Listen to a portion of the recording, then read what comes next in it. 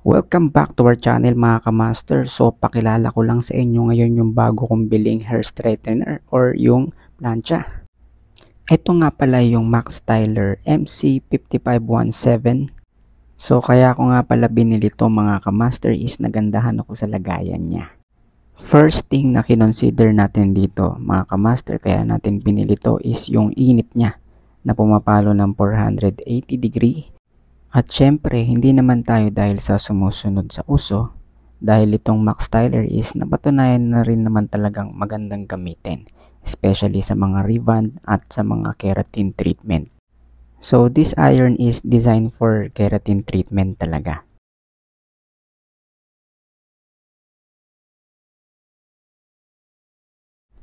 So samahan nyo ako ngayon mga kamaster at alamin natin kung ano bang magandang function na meron itong Max Styler 5517.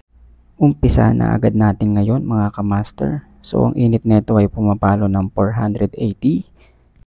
Yung cord naman niya sa bandang dulo ay naiikot siya na usually kadalasan ng mga plancha nasisira dahil sa ganun.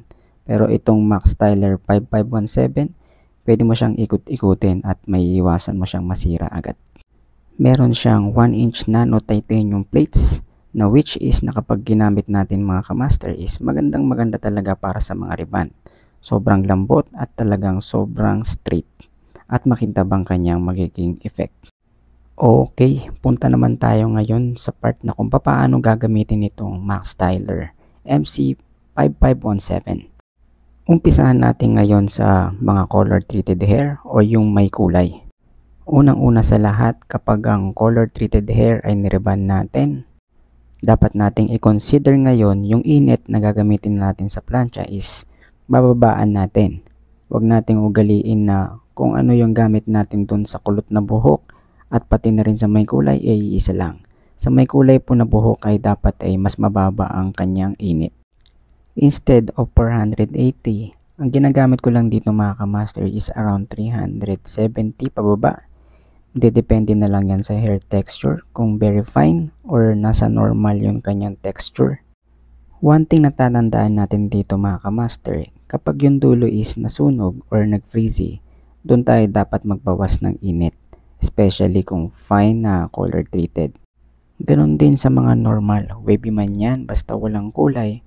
Once na mapapansin natin nasusunog yung mga part or nag-freezy, ugaliin natin magbawas ng init. Kasi magre-result din yan at magmumukhang sunog yan pagkatapos natin mag-neutra pag binanlawan natin. So ang kagandahan ng iron na to mga kamaster is kahit makapal yung aking sectioning dito is kagat na kagat niya at walang naiiwan. Talagang maganda yung paghagod niya at plakadong plakado yung kanyang effect.